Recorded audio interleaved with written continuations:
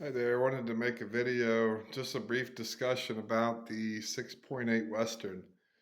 After having it for a few months now, uh, using multiple different grains, weights of bullets and stuff like that. Just wanted to share some of my perspective on it. You don't see a whole lot of videos out there on it quite yet. I think there was some talk, I don't know how long ago, probably in the somewhat uh, recent past that they didn't know if it was going to make it or not. Well, I think it's pretty safe to say it's going to make it. Um, you got multiple companies making brass for it now. Tons of different options out there for reloading anyway, and some pretty good options really for just to buying boxes of ammunition. So, and more Savage just introduced 6.8 Western. There's some other ones out there that are some really good options, and hopefully in the future you see some more as it just gains some more steam. It got off to a slow start maybe, but it's uh it's looking like something that's gonna be around because, well, in actuality it's pretty amazing. That's my thoughts after having it for a few months here. So I've used a few different cartridge or grains on it.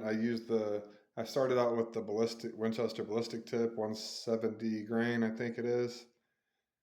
And I have the Winchester XPR 22-inch compact. And to me, I've never had a Winchester XPR before, but it's pretty good. I mean, I actually really like it. It's got a really great trigger on it. It's smooth action. Um, yeah, the stock ain't isn't all that great, but for the price and to get into that cartridge, I don't know if you can beat it. Honestly, it's pretty good, and I can go sub MOA with that Winchester ballistic tip, no problem. So really pretty good there. Um, so so I've tried that one, and that's a good option.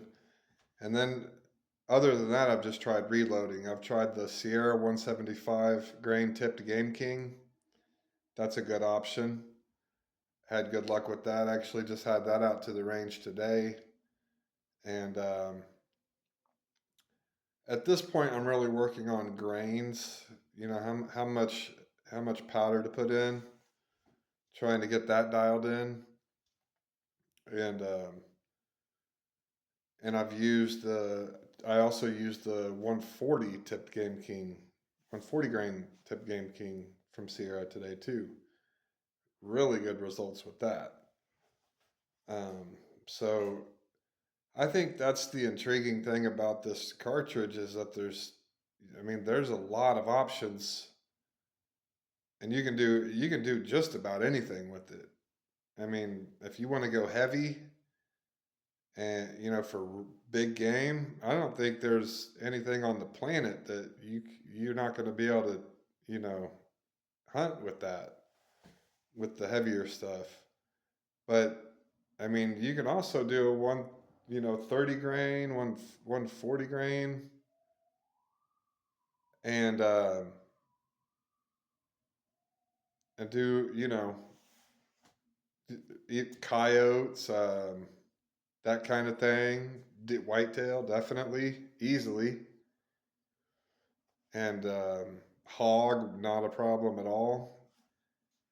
And I mean, like you can easily get over 3,000 feet per second, and with those with the Barnes or a Sierra Hornady. I've done the SST too. I did the 150 grain SST. Pretty good results with that too. Not as good as the Sierra, but I'm gonna work on that one a little bit more in the near future. I think I was using too much powder, which really is a good segue to my next point. I think what I or what I kind of gathered from it, what is that like when I got into the cartridge was that you want to jam 60 grains of powder in there and you know try to send a 175 grain 4,000 feet per second so you can shoot it 3 miles and all this other stuff. And, it's just maybe in a competition, but I mean, that's not realistic to hunting. And I mean, you know, I was in the military and, I've also been shooting guns since I was a kid. And, I'm a decent sized dude, but I mean, you put 60 grains of powder in that thing with a 170 grain, you know, tip. It's got some recoil to it, and trying to be, you know, fairly accurate with that is not necessarily the easiest thing. If it's just one shot on an elk hunt or something like that, oh, that's not that big of a deal because you don't really feel the recoil anyway. But it's. I mean, I've had like 7 mag. I've had 300 mag. The 300 mag I had a muzzle brake on it, which makes a huge difference with recoil.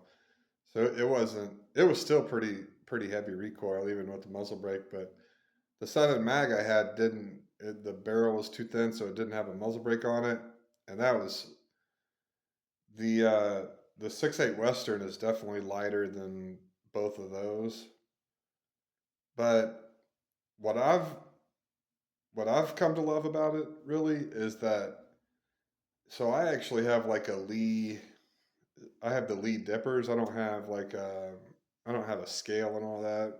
Maybe sometime in the future I will, but I'm not super serious with all that. I'm just basically a hunter. Um, that's about all I use it for. I don't do competitions or anything like that. And so this works pretty good for me. And those Lee dippers, quite honestly, I mean, they're pretty good. I mean, they they know what they're doing with that stuff. I have the Lee 3.4 spoon, and I mean, so when I bought the die, they sent the 4.0 cc dipper and that's what I used at first. And when I use that, you get kind of the same recoil that you get when you buy the store bought ammunition. So I think that they put a lot of powder in there. But when I started looking when I bought the dies, they send the little like brochure type thing in there, and it shows some different loads and cartridge lengths and all that. So I started getting to looking at that, and it showed like you can use a 3.4 spoon or a 3.7 spoon for different grain for different weight of bullet. So I was like, well, let me try some of these different spoon grains of powder and see how that does. And so I started using the 3.4 cc spoon, which I think that equals out to roughly 50 to 53 grains of powder, whereas 4.0 spoon is up there around 60 or 60 plus grains. So when I bumped down to that 3.4 grain or 3.4 spoon, Lee spoon, um, I became a lot more accurate because the recoil the recoil went from you know pretty heavy to really manageable. And I don't have a chronograph, but if on those little brochures that they give, I mean, even at 50, even with that 3.4 spoon with 107 with the 175 Sierra Tip Game King, you're still doing like over 2,800 feet per second. So, I mean, I don't know how fast you need to go, but to me, is like speed is important because the hypostatic, I think, impact makes a difference. When on whitetail stuff like that, it does make a difference. You want to get, to me, probably the best balance is getting the most speed you can get with being able to manage the recoil, and being able to put the most accurate shot on there. So for me, that's probably right at that 50 to 55 grains. If I can do that and be, half inch, that's going to be plenty. I don't need anything more than that. Now, if I'm going to go out and hunt a moose or something, this is a one-time deal. Yeah, I'll drop 60 grains in there. I mean, that's a pretty damn big target anyway, so it's not like that's, the the whitetail target, which is quite a bit smaller. You probably got about what, a 5 inch diameter that you want to get on a whitetail. I've never done elk or moose, so I don't know, but I know they're just quite a bit bigger. But anyway, I mean, so what I've come to love about it is I've bumped down in powder, and well, you save a lot of powder, or you save powder anyway. So that's a huge benefit, and you get plenty of speed, like so, and like those 175s I shot today and those 140 tip game kings. I mean, I was putting it in the 10 ring all day long, and with that 50 something grains, with the 140 grain, you're over 3,000 feet per second with manageable recoil, and you can be accurate. That's hard to beat. Um, and with, like I said, with that 175, you're still over 2,800 feet per second, and with that being a heavier bullet, it's carrying pretty far, and it's bringing a lot of power with it because it's just a heavier bullet. So yeah, if you're into reloading, I would you know if that's a deal for you, check out maybe going down in grains a little bit because you're not losing that much. The difference between going 3,100 feet per second, 2,800 feet per second isn't much of a difference, especially if you can be a lot more accurate with it. So, like I said, I've only been in it for a month or so, so I'm really just getting started with it. But so far, man, I think it's really amazing. That short action's really nice. Powders, a lot of powders you can choose from. um, so I'm using the 6.5 stay ball powder, and that's another reason too that I decided to step down in grains because that's a bit faster of a powder for this cartridge. But that little brochure I have does say you can use it even all the way up to the 175 grain. So, and I can tell you for sure you can use it because I've been using it, and pretty accurately. So I'm glad with that because I already had a decent amount, and didn't didn't want to have to go get uh, new powders really. So yeah, so my 2 cents, you can get the dies for it. There's reload options for it. There's brass options for it coming, and I mean its capabilities are right up there with.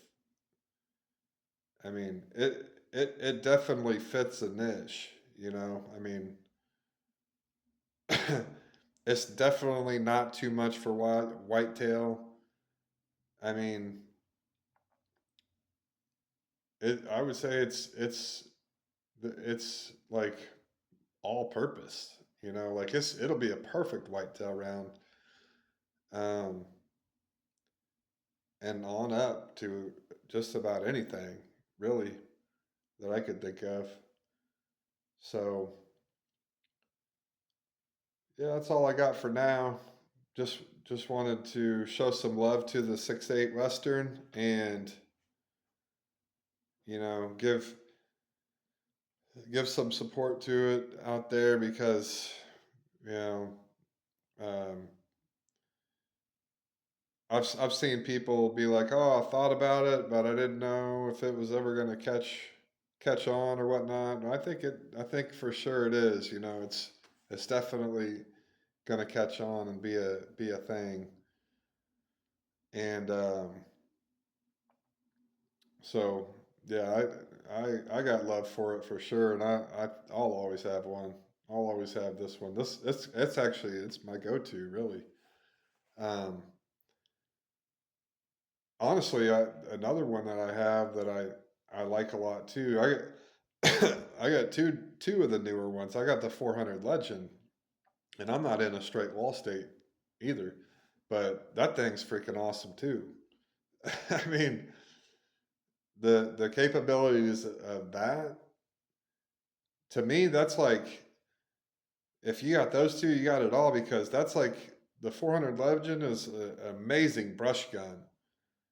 I mean, you're talking 215 grains, moving pretty quick with a lot of energy. And it can also it can also do 200 or 300 yards. It's an amazing little straight wall cartridge. And there's some good options out there with reloading with that too.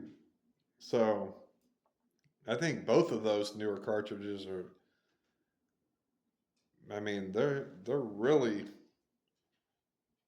really add a lot of value and in the market. I was a 270 guy. I had a 270, but I mean, I don't, I'm not saying it's hard to shoot a 150 grain, but I could never get a 150 grain in my 270 to to be very accurate. Really, I mean, even 140 grains were the 270 to me is a 130 grain cartridge. That was its design, and that's what it does really well. Like any 130 grain I stuck in that 270, it was gonna do pretty good. But the minute you started going up to 140 and definitely 150, you just never really know what you were gonna get. At least with the one I had. So that's why I decided, well, why don't I just get a faster twist, and get the 6.8, get a short, short action. And the 270 is still cool. I'm definitely, it'll always have a place for sure. But the 6.8's added a lot of value because it can do so much. It can do things that the 270 you just simply can't do. I mean, there's no doubt about that. So anyway, that's my little chat for now. I would say look into it. I think it's pretty cool. I love it. And thank you for listening.